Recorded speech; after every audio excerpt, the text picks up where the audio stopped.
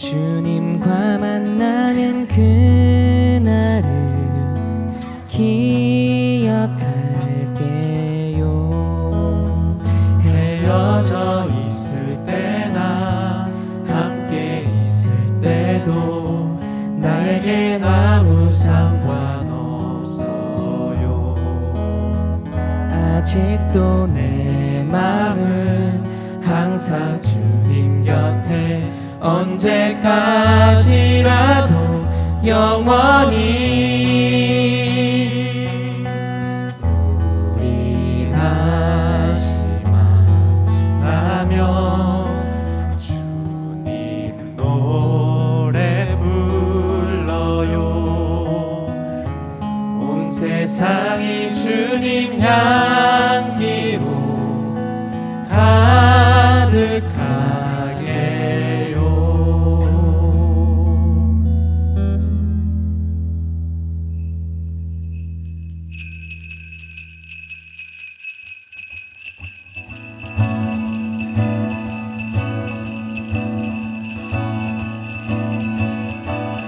참 반가운 성도여 다 이리 와서 베들레헴 성 안에 가봅시다.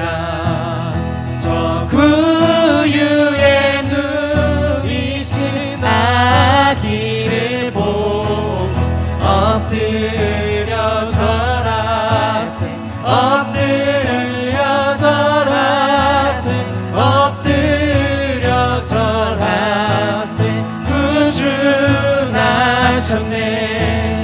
엎드려 절하세 엎드려 절하세 엎드려 절하세 구주나셨네.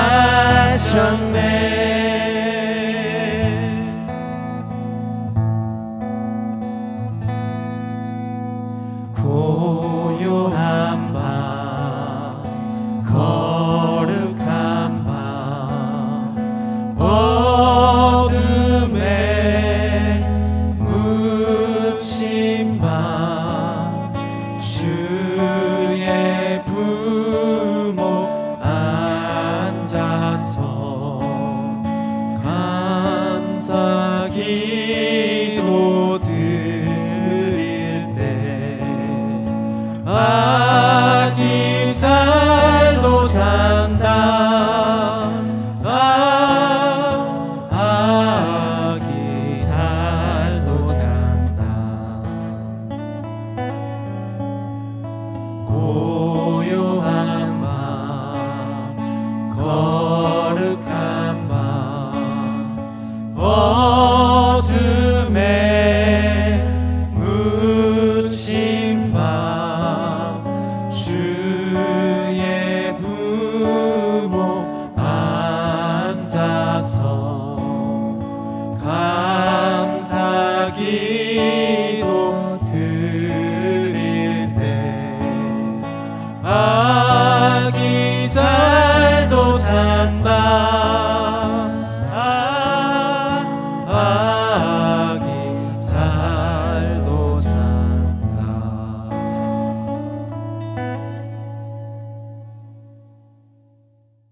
보라, 처녀가 잉태하여 아들을 낳을 것이요 그의 이름은 임마누엘이라 하리라. 이를 번역한즉 하나님이 우리와 함께 계시다 함이라. 여러분 안녕하세요. 오늘도 우리 온라인 예배를 통해서 새로운 믿음을 결단하고 그리고 또 다가오는 성탄절 그리고 말씀을 통해서 예수님이 우리를 위해서 이 땅에 오심에 대해서 우리가 마음으로 또 새기고 또 그 은혜를 우리가 함께 누리는 시간이 되었으면 좋겠습니다. 여러분 혹시 귀멸의 칼날이라는 만화 알고 있나요? 최근 이제 가장 핫한 인기 있는 만화 중에 하나인데요.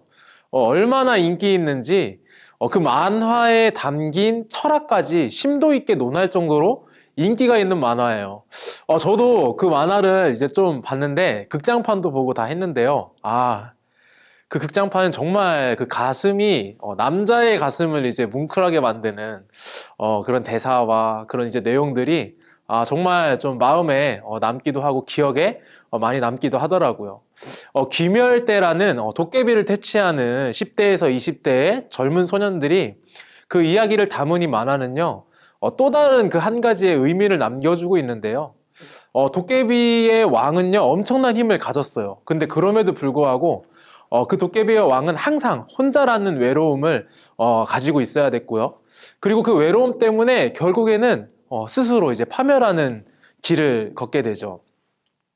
반면에 소년들은 인간이라는 그 약한 점을 가지고 있지만 함께 힘을 합쳐서 싸우기 때문에 함께 한다는 것에 더 큰 힘과 또 능력을 드러낼 수 있었고, 결국 그 함께함으로 인해서 승리를 하게 되죠. 세상은요, 사람들이 혼자서 많은 것을 할 수 있다고 여기게 합니다. 사람들이 세상에서 누리는 문화적인 흐름, 또 세상의 가치관이 그렇게 만들어가고 있기 때문에 그래요. 그래서 혼자서 하면 더 많은 능률이 있고, 혼자서 하기 때문에 더 큰 일들을 준비하고 이루어낼 수 있다고 이야기를 하죠. 혼자 할 수 있다는 개인주의적 관점은요, 그 삶을 살아가는 사람들로 하여금 함께 하는 일은 더 이상 가치가 없다고 여기게 만들어요. 하지만 간과하게 되는 점이 있죠. 바로 세상은 아직도 함께 해야 하는 일이 존재한다는 점이죠. 여전히 함께 해야 하는 일이 존재하고 있기 때문에 직장이라는 공동체가 있는 거고요. 가족 공동체 등 함께 해야 하는 여러 공동체가 있다라는 것을 잊어서는 안 됩니다. 개인주의가 팽배한 시대지만 아직도 이런 공동체가 존재하게 되고 또 필요한 이유가 무엇일까요? 사람은 함께 해야 하는 존재이기 때문입니다. 함께 해야지만이 이 땅에서 살아갈 수 있기 때문입니다. 오늘 말씀은요, 예수님께서 이 땅에 오심에 대해 말해주고 있죠. 사람이라는 존재는요, 함께 해야 한다는 것뿐만이 아니라 하나님께 지음받은 존재인 사람은요, 누구와 함께 해야 하는지에 대해서도 생각해 보게 합니다. 우리는요, 오늘 말씀을 통해서 세상이 말하는 개인의 능력이 아니라 함께하는 능력으로 살아야 한다라는 것을 기억해야 합니다. 오늘 말씀은 우리가 많이 듣고 읽기도 해서 잘 알고 있는 말씀이죠. 예수님께서 마리아를 통해서 이 땅에 오심을 말해주고 있습니다. 그런데 우리는 여기서 한 가지 눈여겨봐야 할 점이 있는데 바로 임마누엘이라는 단어입니다. 이 단어의 의미는요, 23절의 말씀에 계속해서 나와 있는 하나님이 우리와 함께 계시다라는 의미를 가지고 있어요. 우리 23절 말씀 다시 한번 읽어볼까요? 보라, 처녀가 잉태하여 아들을 낳을 것이요 그의 이름은 임마누엘이라 하리라 하셨으니 이를 번역한즉 하나님이 우리와 함께 계시다 함이라. 하나님이 우리와 함께 계시다는 의미를 더 깊게 알기 위해서는요, 이스라엘 백성들의 현재 상황을 들여다볼 필요가 있어요. 구약시대에 하나님과 정말 가깝게 붙어 지냈던 이스라엘 백성들은 이스라엘이 완전히 멸망한 후에 400년이라는 그 시간 동안 하나님과 멀어진 시간을 가지게 되었어요. 하나님의 뜻에 따라 살지 않았던 이스라엘 백성들을 하나님께서는 더 이상 두고 볼 수가 없어서 소통을 하지 않으신 것이었죠. 혼자가 된 이스라엘은 스스로 많은 것을 할 수 있을 것이라 생각했어요. 하지만 현실은 수많은 제국과 나라들에 둘러싸여서 억압되고 압제되고 귀속된 인생을 살 수밖에 없었습니다. 결국 이들에겐 구원해 줄 분이 하나님이다라는 것을 다시 한번 깨닫게 되고 그들 민족 전체의 기도 제목이 되었어요. 하지만 예수님이 함께 하시러 이 땅에 오신 것은요, 단순한 현실적인 해방이 아니었습니다. 하나님과 멀어져서 죄 가운데 혼자 남겨진 영원히 죽을 수밖에 없는 우리를 위해서 이 땅에 오셨다는 거죠. 죽음을 이기시기 위해, 우리를 사망에서 구원하시기 위해, 세상에 홀로 있을 수밖에 없는 우리와 함께 하시기 위해서 이 땅에 오신 겁니다. 때로는 우리가 신앙생활 하는 것이, 교회에 나오는 것이 내 삶에 방해가 되고 걸림돌이 된다고 여길 때가 있습니다. 여러 가지 이유가 될 수 있어요. 학업에 집중하기 위해서, 시험을 잘 준비하기 위해서, 내가 이루고자 하는 인생의 계획을 위해서 하나님을 의지하지 않고 나 혼자 하는 것이 더 잘 될 것이다 라는 생각을 가질 때가 있다는 거죠. 하지만 우리는 하나님께 속한 존재로서 하나님이 우리와 함께 할 때 더 큰 능력을 발휘할 수 있다라는 것을 기억해야 합니다. 시너지를 넘어서 뉴너지로 하나님께서 우리를 만들어 가시고 준비되게 하시고 함께 할 때 경험할 수 있는 힘을 누리게 하실 것입니다.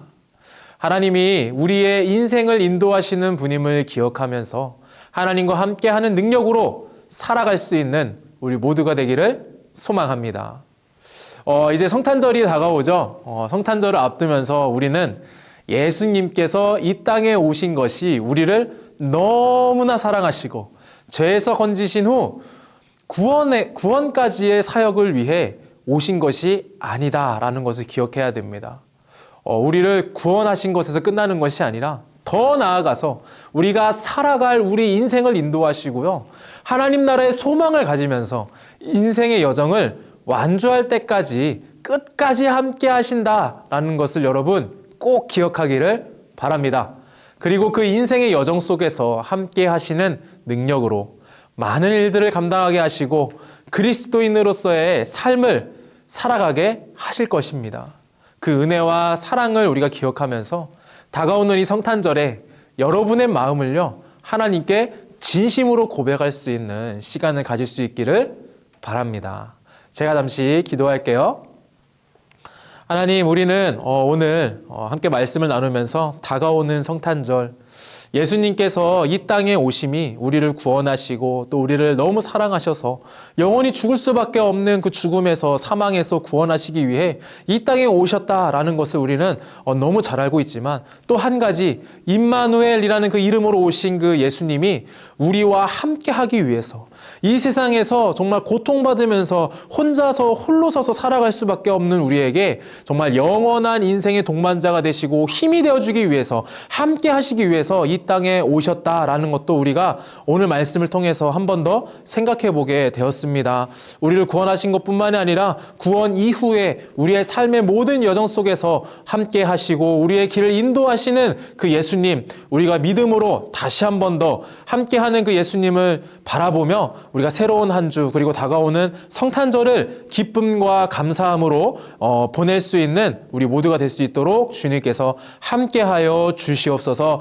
예수님의 이름으로 기도합니다. 아멘.